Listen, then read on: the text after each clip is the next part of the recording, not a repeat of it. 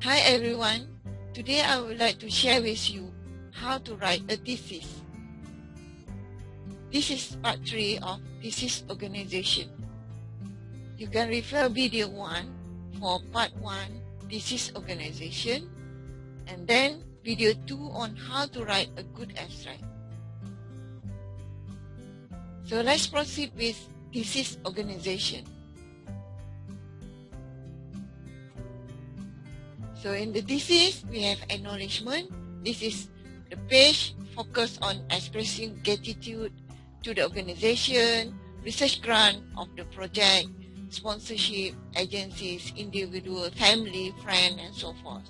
So say thank you to your those who helped you in completing your thesis.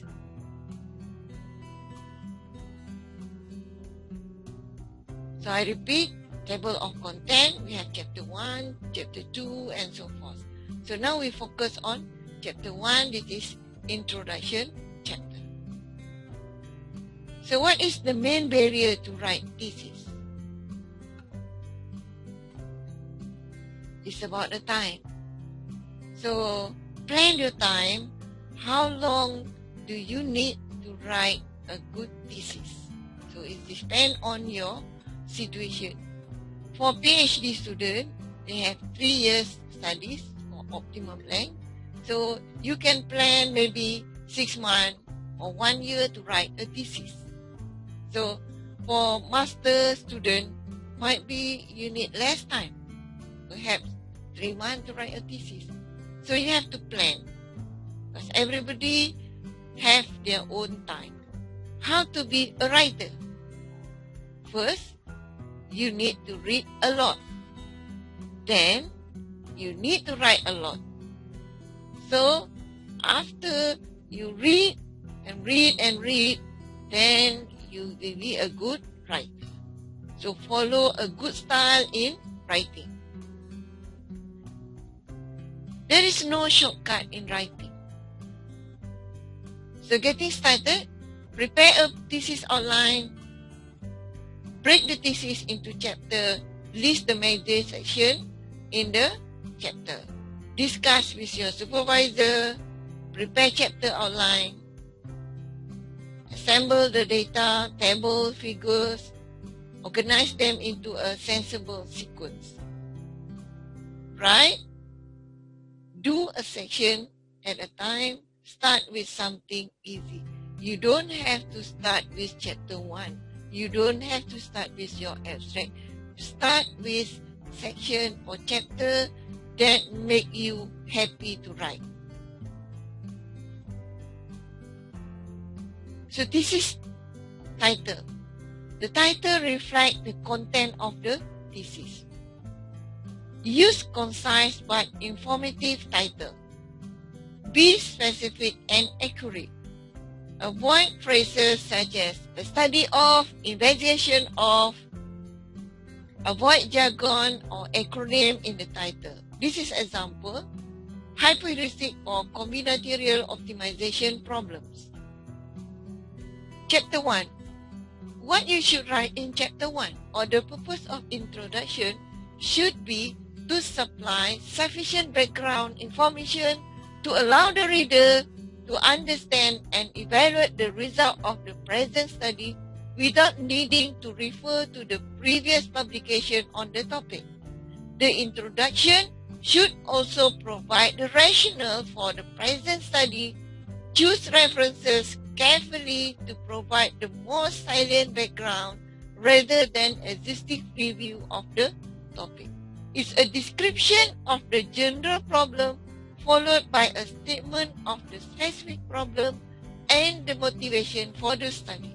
So remember, in chapter 1, you must write a motivation for the study. Because chapter 1 is the first chapter in your thesis. This is where you provide an introduction to the topic of your thesis. You give the context in terms of content of your research project. So in introduction, you will have research background, or you can have background and motivation. Then you have problem statement, inside the problem statement, usually we write research question. So in the problem statement, you should also write a research issue. And then we have research hypothesis, research objective, research scope, and thesis organization. This is the common content of chapter 1. You can have other version of chapter 1. So this chapter provides an overview of a thesis as a whole. It does not simply give background. The first sentence should identify the problem and signal your result. Then move to a more detailed overview of problem, importance, method, intellectual context, and your finding. The last paragraph usually briefly lists what will be covered in the subsequent chapters. You can usually do it in one sentence per chapter. Try to vary the sentence style. So the introduction is often short. Perhaps it's about 10 pages.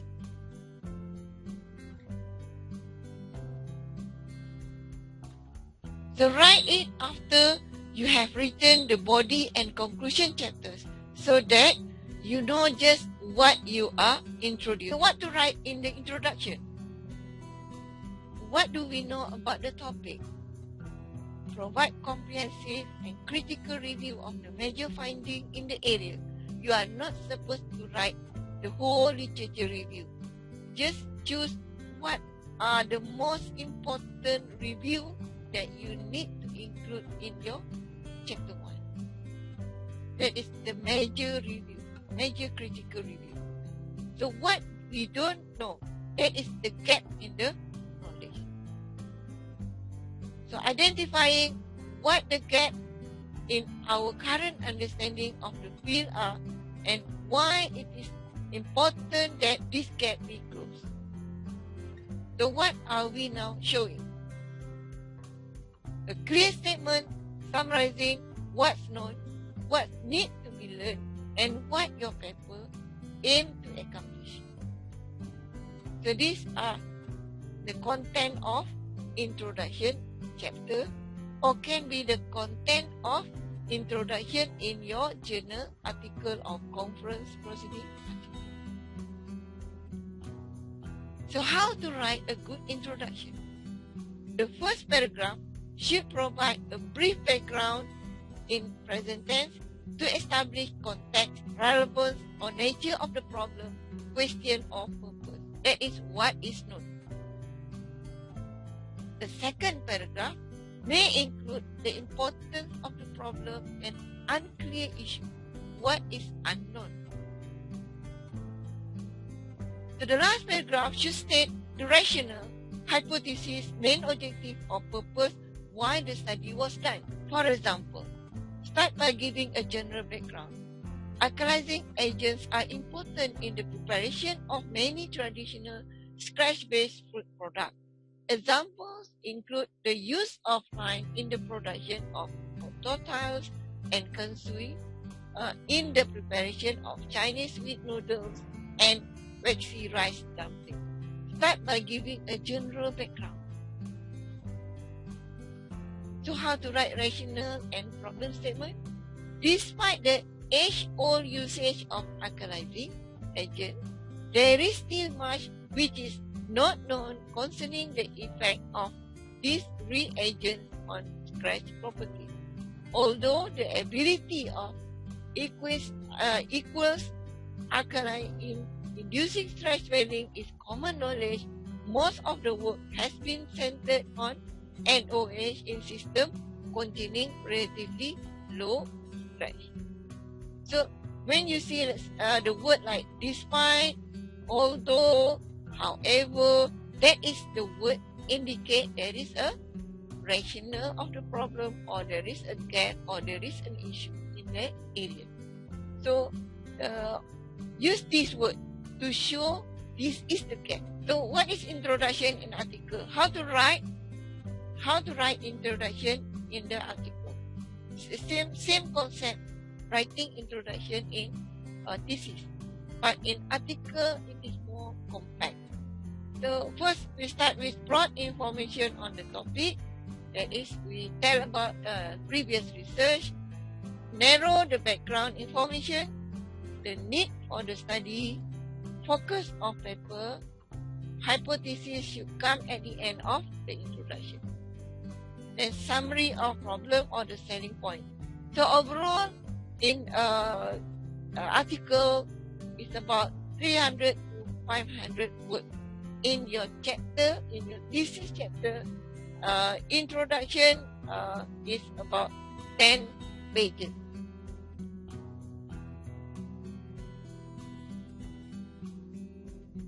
The common mistake in the introduction: too much or not enough information, unclear purpose, just a list of previous work, confusing structure. So these are the most common mistake in writing the introduction.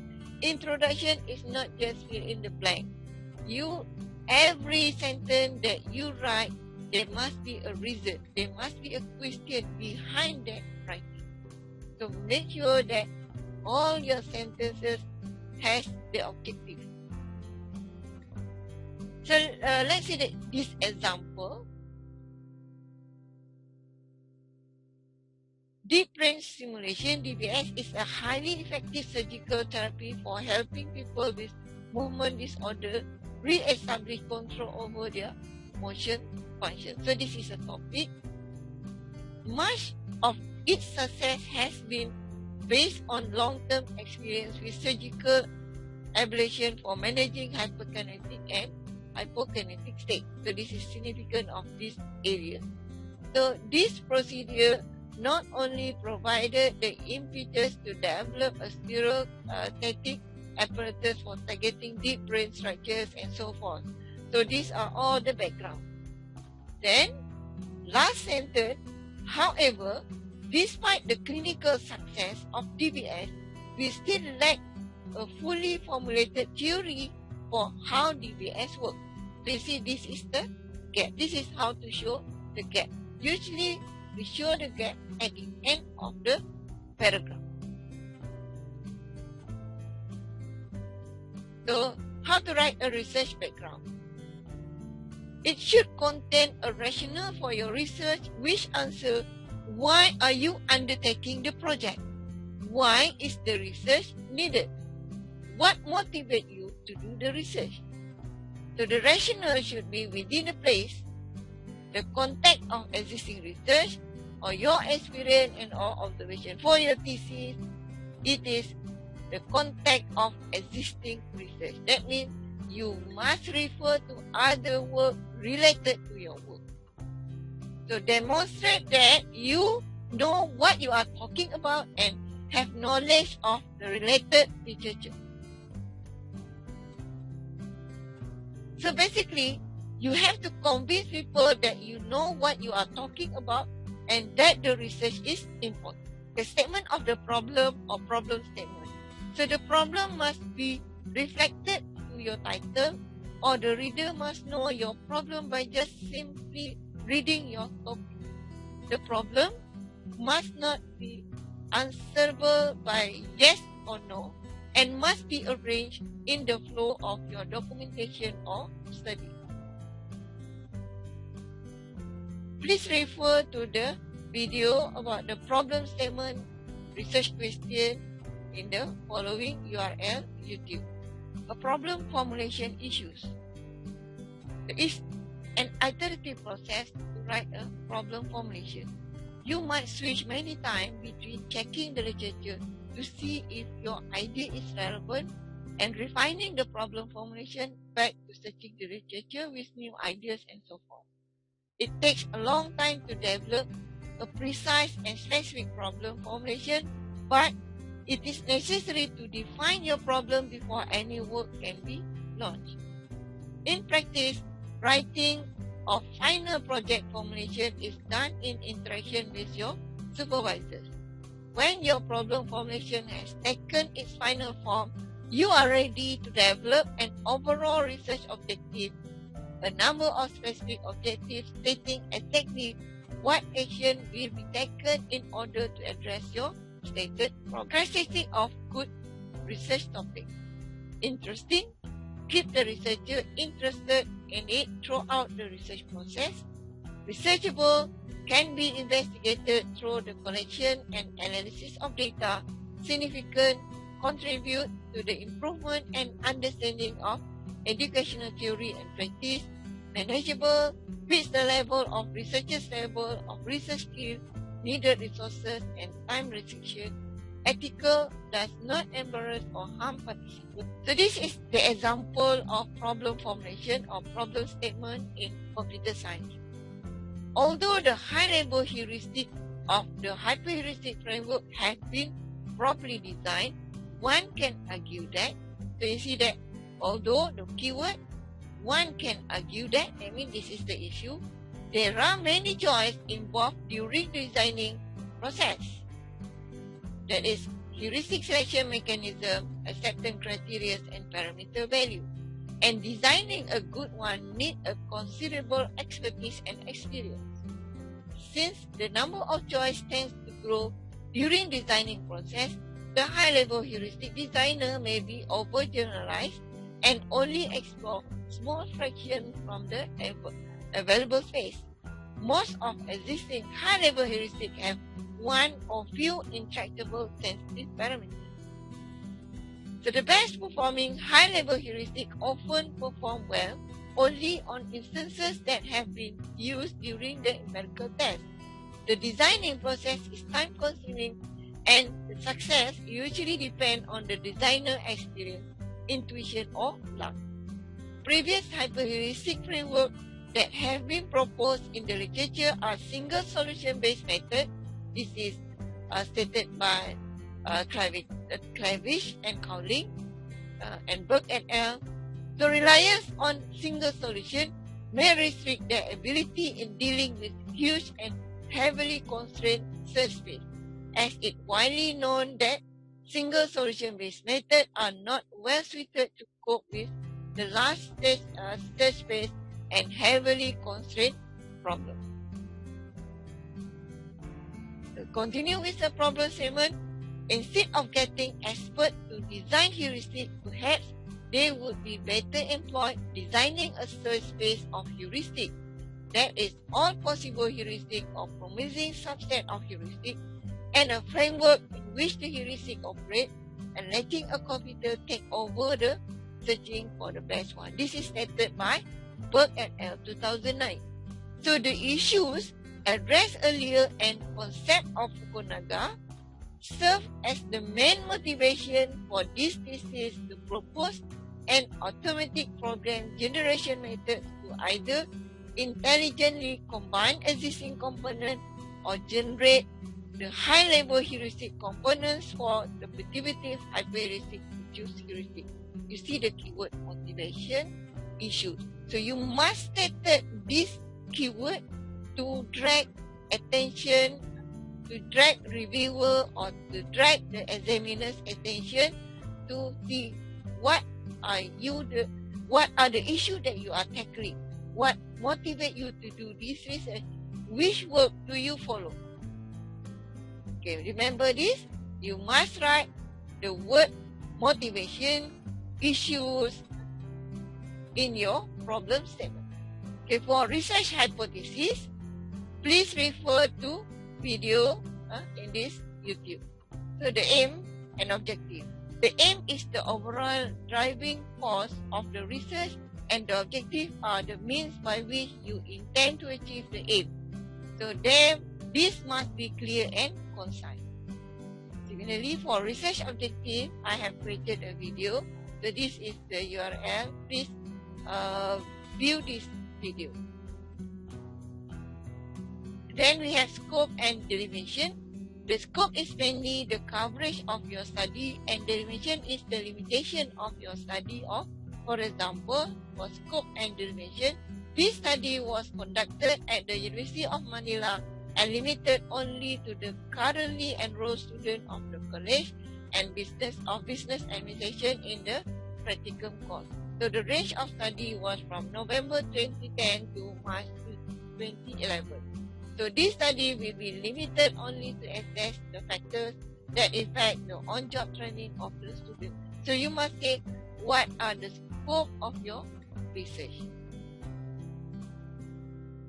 Then finally, in chapter 1, we end up with the thesis organization. This is briefly discussed about the content of other chapters in your thesis, that is chapter 2, 3, and until the conclusion chapter.